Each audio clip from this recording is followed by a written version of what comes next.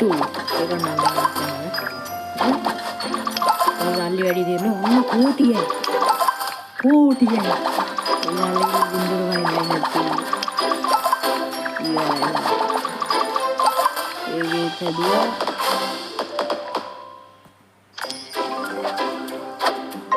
ගියා මවුන්ටන් ice මවුන්ටන් auto bell